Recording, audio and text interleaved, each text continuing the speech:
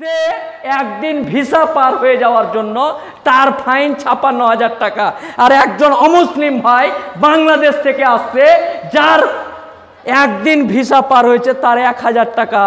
এইরকম ১৫০০ আইন আছে, যে আইনগুলোতে আপনারা জানেনই না যে কোন কোন দিক থেকে কি হচ্ছে।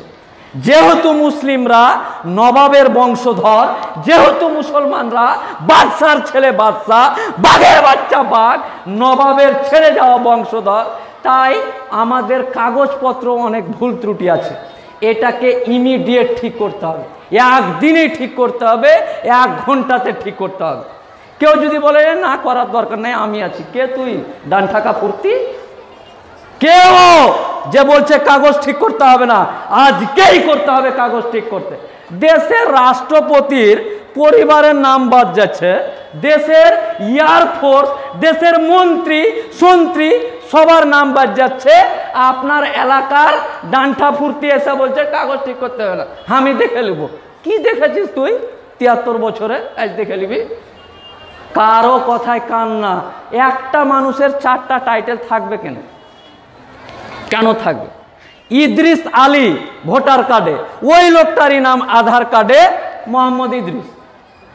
ইদ্রিস আলী ভোটার কার্ডে মোহাম্মদ ইদ্রিস, ওই লোকটার রেশন কার্ডে ইদ্রিস বিশ্বাস। একটাই লোক, ৩ জায়গায় ৩ রকম।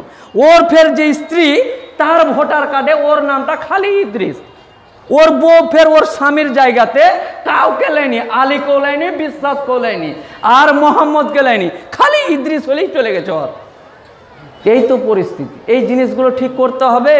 কাগজপত্রের এই সমস্যা দেখেন, শর্টকাটে বোঝায়, সময় খুব কম। আমার আঙ্গুলটার দিকে দেখেন সবাই। ইদ্রিস আলীর 4টা ছেলে, 4 রকম নাম। ফজলুল আনসারি, ইদ্রিস আলীর বেটার নাম ফজলু আনসারি। উমুক হক, তুমুক শেখ, একটা লোকের 4টা বেটা, 4 রকম টাইটেলের নাম। ইদ্রিস আলী বাপ, বেটার নাম উমুক আনসারি। যেমন ধরেন আমার দাদু, আমার বাপেরা কত বড় নবাবের লাট ছিল, যে আমার দাদুর নাম কাসিম উদ্দিন মন্ডল, আমার বাপের নাম মোহাম্মদ মুস্তাক হুসেন, আমার নাম মোফাক্কেরুল ইসলাম। একটা ক্যাসেটে 3 রকম টাইটেল, মন্ডল, হুসেন, ইসলাম। মানে আমাদের তো কোনো যায় আসে না, আমরা যা ইচ্ছা তাই। কালি যদি আমি মনে করি যে ইসলাম থাকা হুসেন হয়ে যাবো, বাপের সাথে মিলিয়ে নেব, পঞ্চায়েতের কাছে তো 500 টাকা দিয়ে দলিল নিতে হয় না যে নাম চেঞ্জ করবো, দেন ইচ্ছা কাল থেকে মুখ হয়ে যাবো। তো ইদ্রিস আলীর ছেলে 4 রকম টাইটেলের বেটা। একটা ফের হিন্দু নাম সঞ্জয় দাস, ইদ্রিস আলীর বেটা সঞ্জয়, মানে হিন্দু মেয়েকে বিয়ে করেছে। ও ভালোবেসে বলছে তুই হিন্দু হয়ে যা, ওও বললো হ্যাঁ হয়ে গেল, দিয়ে সঞ্জয় দাস হয়ে গেছে ইদ্রিস আলীর বেটা। কিন্তু সবার নামটা, বাপের নামটা ইদ্রিস আলী হবে। সঞ্জয় দাসেরও বাপের নাম ইদ্রিস আলী, আর উমুক আনসারির বাপেরও নাম ইদ্রিস আলী। যেমন আমার বাপের নাম মোহাম্মদ মুস্তাক হুসেন, আমার নাম ইসলাম, কিন্তু আমার কাগজে, আমার ভোটার কার্ডে মোফাক্কেরুল ইসলাম, পিতা মোহাম্মদ মুস্তাক হুসেন। হুসেন হোক আর মন্ডল হোক, ওইটাই হার বাপ। এটা হলো মেন কথা। দেখবেন যে কারো ফের টাইটেল নেই, কেউ টাইটেল 2-3টা নিয়ে নেয়, আর কেউ ফের টাইটেলও নেয়নি। উমর ফারুক, আব্দুল বারি, বিনা টাইটেলের লোক। আর একটা ছেলে আমার ড্রাইভারকে, যে কী নাম তোর, কালকে জালসায় গেছে ড্রাইভার, হুসেন শেখ। হুসেন শেখ, দুটাই যে টাইটেল, নাম কহা, বলছে না আমার এইটাই আছে। তোর বাপের না মোহাম্মদ হুসেন শেখ। আরে তোর বাপের তো 3টা টাইটেল, বলছে না হারা 72টা টাইটেল পাওয়া লোক। আচ্ছা ঠিক আছে। তো এইরকম পরিস্থিতি, এই জায়গাতে এটা খেয়াল। হুসেনের বেটাকে হুসেন, আনসারির বেটাকে আনসারি, হকের বেটাকে হক, শেখের বেটাকে শেখ, ইসলামের বেটাকে ইসলাম হতেই হবে। এরকম কোনো ভারতবর্ষে সিস্টেম বা আইন নেই যে যা মন তাই হতে পারে, কিন্তু বাপের নামটা সবার এক থাকবে। দেখেন বড় মোহাম্মদ ভোটার কার্ডে আছে গোটা মোহাম্মদ, MOHAMMED মোহাম্মদ, আর আধার কার্ডে আছে MOHAMED, একটা এই ছুটে গেছে ওখানে, কোনো ব্যাপার না, ছোটো করে লেছে। আর একবার মাধ্যমিকের অ্যাডমিটে স্ট্যান্ডার্ড হয়ে এমডি করে দিয়েছে। একটা লোকের 3 রকম মোহাম্মদ, 14 রকমের থ্যাক। বাংলাতে দেখবেন আমার বাপজিদের ম ওকার হয় আকার 2টা শূন্য, কারি দেখবেন ময় আকার 2টা শূন্য মা, কারি দেখবেন ম শুধু ম, আর আকার একার কিছু নেই, ম 2টা শূন্য, মোহাম্মদ ইদ্রিস। কেউ দেখবেন ম ওকার মামু, যাই হোক মোহাম্মদ থাকলেই হবে, বড় মোহাম্মদ আর ছোট মোহাম্মদ কোনো অসুবিধা নাই। একটা লোকের ভোটার কার্ডে গোটা মোহাম্মদ, ওই লোকটার অ্যাডমিটে এমডি, কোনো অসুবিধা নাই। মোহাম্মদ আর এমডি একই জিনিস। চলে আসেন শেখ, বড় শেখ আর ছোট শেখ, সব বড় ছোট আছে। বড় শেখ মানে SAIKH, কেউ ফের লেখে SEKH, কে লেখে SAIKH, নবাব, যার যেটা মন। শেখ বানান একটা হবে না, 14 রকমের। SEKHH, ওর 2টা এইচ, একটাতে মন ভরেন। ওই লোকটার আবার স্ট্যান্ডার্ড হয়ে গিয়ে SK, শেখ।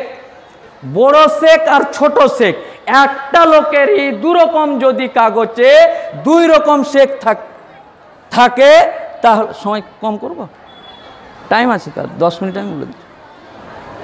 2 রকম শেখ থাকে তাহলে কোনো অসুবিধা নেই। মন্ডল কোনো অসুবিধা নাই। নজরুল শেখ ভোটার কার্ডে আর শেখ নজরুল কোনো অসুবিধা নাই। শেখটা আগে যাক আর পরে যাক, টাইটেল আগে পরে যেদিকে যাক কোনো রকম অসুবিধা নাই। এবার দেখেন মেয়েদের ক্ষেত্রে মানতারা খাতুন, বিয়ের আগে নাম মোসাম্মত মানতারা খাতুন, বিয়ে হয়ে গেল মানতারা বিবি, স্বামী মরে যাওয়ার পর মানতারা বেওয়া, কোনো অসুবিধা নাই। মুসলিম পার্সোনাল ল, ভারতের সংবিধান সহ হাইকোর্ট সুপ্রিম কোর্টে একাধিক রায় আছে, যার দরুন মানতারা মোসাম্মত হতে পারে, বিবি বেগম বেওয়া, যা ভালো লাগে হতে পারে। কিন্তু একটা জিনিস খেয়াল রাখতে হবে, সুপ্রিম কোর্টের আইন হচ্ছে নমেনক্লেচার অফ দ্য নেম যদি চেঞ্জ না হয় তাহলে ওই নামটা গ্রহণযোগ্য। আমার বাপের বোন ফুপু, পিসি, ওর বিয়ের আগে নাম ছিল বেচন খাতুন। বেচন খাতুনের বিয়ে হয়ে যাওয়ার পর আমার ফুপাকে যখন লোক রাগাইতে লাগলো বেচনের উমুক, তখন আমার ফুপা ওর নাম চেঞ্জ করে দিয়ে মালেকা বিবি করে দিল। এটা চলবে না। বেচন খাতুন যদি বেচনি হয়ে যায় চলবে, কিন্তু ডাইরেক্ট জাম করে মালেকা হওয়া চলবে না। মানে এখানে খালেক আর শ্বশুর বাড়িতে মালেক চলবে না। একদম নামের ডাইরেক্ট জাম করা কোনো নাম চলবে না, খেয়াল রাখবেন। ডেট অফ বার্থ, আমার বাপজিদের ডেট অফ বার্থে দেখবেন যে ক্রস 1960, ঢেরা 1960, দিন মাস কিছু নেই। আমার বাপজিরা আকাশ থেকে 1960-এ চলে এসছে। ওই লোকটার ফের আধার কার্ডে 15-3-1960, যদি আধার কার্ডে দিন মাস থাকে ওই দিন মাসটাকে ভোটার কার্ডের সাথে অ্যাড করতে হবে। দিয়ে দুটোকে কোনোভাবেই পুরুষ মহিলা শিশু বাচ্চা ছেলে তরুণ যারাই হোক না কেন কোনোভাবেই একটা মানুষের 2 রকম জন্ম তারিখ চলবেই না। হস্যই বাপের নাম নিজের নাম যদি একটু এদিক ওদিক হয় চলবে, জন্ম তারিখ চলবেই না। কেউ দেখবেন শিক্ষিত মানুষদের মধ্যে 3-4 মাস কম বেশি মেলায় লোক আছে, স্ট্যান্ডার্ড, পরে বয়স কম মিলেছে চাকরি পাওয়ার জন্য। 3 মাস, একজন বলছে 3 মাস কম বেশি আছে, চলবে? নিজেকে প্রশ্ন করুন কদিন লাগবে। 14 মাস বা 13 মাসের পর হলে চলবে। বলছে না 3 মাসটাকে যদি জমজ করে নিই, সভাপতি সাহেবের সাথে আমার কোনো মিল টিল নেই, তাও আমি জমজ হয়ে যাবো, মানে হুজ্জুতি কথা, মোদির থেকেও বেশি চালাক, চলবে না। ওই ডেটকে পিছাতে হবে। কোনোভাবেই কোনো মানুষ জন্ম তারিখের ব্যাপারটা হালকাভাবে নেবেন না। আইনের কথা বলছি, সংবিধান জেনে কথা বলছি, বয়সের ব্যাপারটা খেয়াল রাখবেন, চলবেই না। জন্ম তারিখ আর বার্থ সার্টিফিকেট, অনেকে বলছে বাপ দাদুর জন্ম তারিখ লাগবে কি না, আইন আছে করতে পারেন, করতেই হবে এরকম কোনো ব্যাপার নাই। অনেক বয়স্ক মানুষ বলছে যে বিহার কাগজপত্র করতে হবে নাকি কাবিলনামা, কোনো দরকার নেই। যদি মনে করেন করতে পারেন, করতেই হবে বিহার সার্টিফিকেট, তেমন কোনো ব্যাপার নেই। কেউ বলছে যে 2-3 খান ঠিক করব, অ্যাডমিট মার্কশিট ঠিক করবো না, মানে এদিক ছেলে এদিক মেয়ে, কোনোভাবেই চলবে না। সমস্ত কাগজকে এক করতে হবে। ভোটার কার্ড ঠিক করে নিলাম আর অ্যাডমিট মার্কশিট পড়ে থাকলেও চলবে না। শর্টকাটে বলছি, অ্যাফিডেভিট করে সব সোজা করে নেব, না চলবে না। এনআরসি এনপিআরসি এর ক্ষেত্রে অ্যাফিডেভিট গ্রহণযোগ্য নয়। অ্যাফিডেভিট মানে জজের সামনে কিরা খাওয়া, তুমি মেলায় কিরা খেতে পারো, কোনো ব্যাপার নেই। ওই জন্য ওই অ্যাফিডেভিটটা ভোটার কার্ডের অফিস, জন্ম তারিখের অফিস, কাগজের অফিস, সব জায়গায় ওই অ্যাফিডেভিটটা চলবে। কিন্তু অ্যাফিডেভিট করে সব ঠিক করে নিব এই জিনিসে থাকবেন না।